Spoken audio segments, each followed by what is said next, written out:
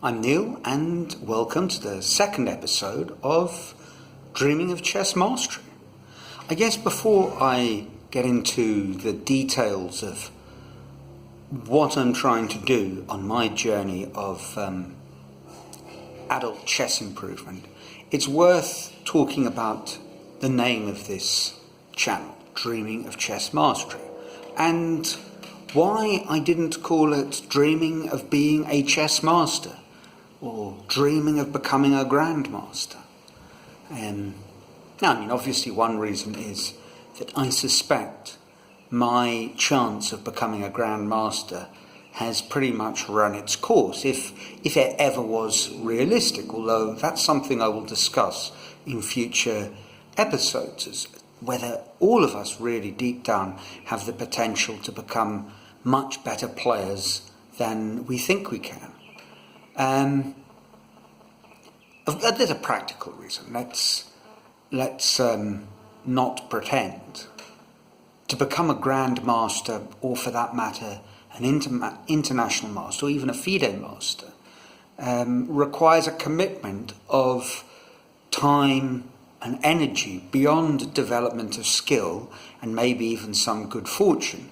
Because to obtain the norms or the requisite rating, you need to play the games and the tournaments. And quite simply, I live in a small village of a couple of thousand people in the northeast of Brazil. I'm a professional artist.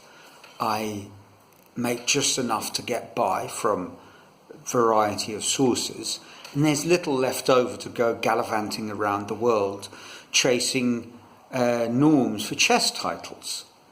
Even if that were a good idea, it's just not practical.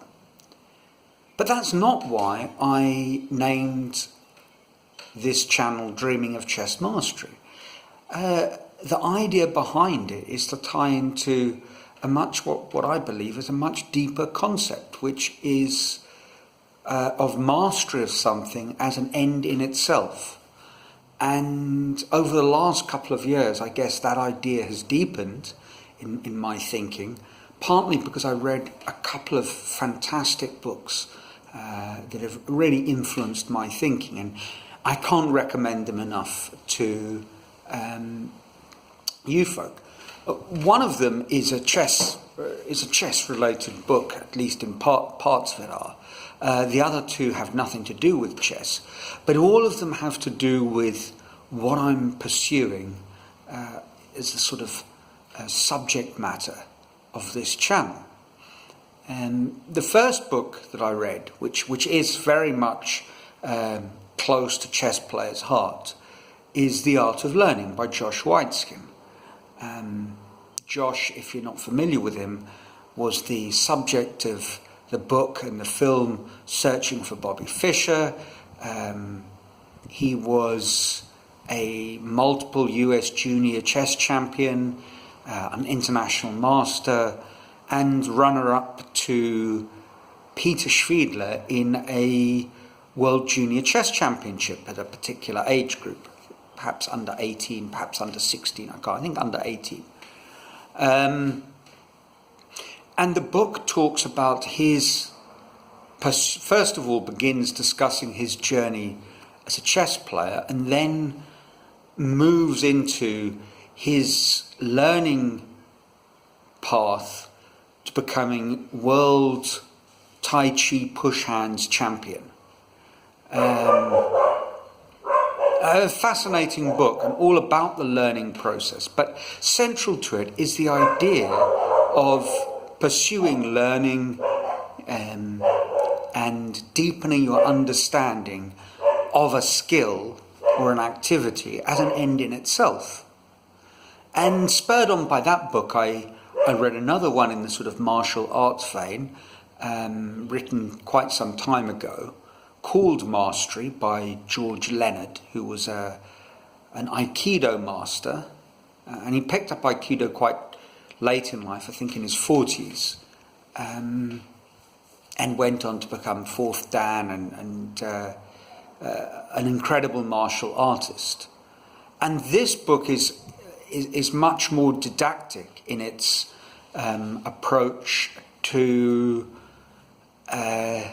mastering the steps and the stages and the process of mastering a skill. And the third book I read was called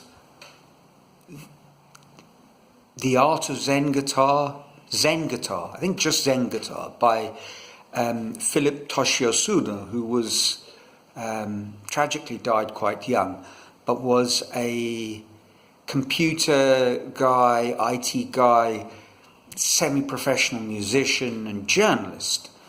And he kind of wrote this book as a marrying of the idea of pursuing Zen philosophy and learning to play the guitar and mastering the guitar. And all three books, there's a lot of common ground. I will give you links in the description. They're fantastic books, and they talk about really the process of mastery as being a lifelong journey, a deep dive, and something that provides meaning on a much deeper level than simply accomplishing achievements and validating yourself through those accomplishments. Now, that said, this is an adult chess improvement channel, and I think there is every place for stating goals and trying to accomplish them, in the same way that in each of these three examples that I've given, the authors obviously have throughout their life pursued material, concrete material, not material in the sense of economic or trophies, but concrete accomplishments, not to validate the ego, but as benchmarks of their learning process. In the case of Josh and the Tai Chi push hands, and his chess, obviously these were clearly competitive activities, but at their very highest form of expression, you and your opponent, although you're competing with each other, you are competing together in the creation of an experience and an event. Philip Toshiosuda playing the guitar, clearly there are moments when your performance rubber stamps what you have been learning. And he talks about a cycle of the beginner, the white belt, moving through to the black belt when you achieve mastery, and then going back, sort of rediscovering the beginner's mind, going back and back to the very beginning, and it's a cycle. And finally, George Leonard also ties in with this idea of a lifelong journey that you will never actually finish. There isn't an end. There is no point, for example, in my journey of further chess discovery and improvement, that I'm going to say, I have now mastered chess. Magnus doesn't seem to say that. And, if anyone's cracked the code, people like Magnus or before him, Kasparov and Karpov, Anand, Fischer, the greats of chess, obviously at a certain point, their chess had reached sublime heights, which were almost untouchable. But they were simply points, route markers in the history of chess, and people superseded those points. There was always more to learn. So I'm embarking on a journey of chess improvement. I want to take this process seriously. I want to become a better player, whatever that might mean, because I want to feel more deeply connected to the game, understand it more. Now that's a tough question. I think it was Yusupov, the brilliant world candidates, semi-finalist, I think, and fantastic writer and chess coach, who said that he doesn't understand chess. Now, if someone who was the partner in crime with Mark Doratsky in arguably the top chess school of all time, if he didn't understand chess, well, who does? Nobody. Ultimately, it's a fathomless game. So this idea of mastery is feeling, it's one more of harmony, a sense that you are more tuned into chess, and the moves that you are making are in balance with what you have learnt up to that point, and open up a doorway into future levels.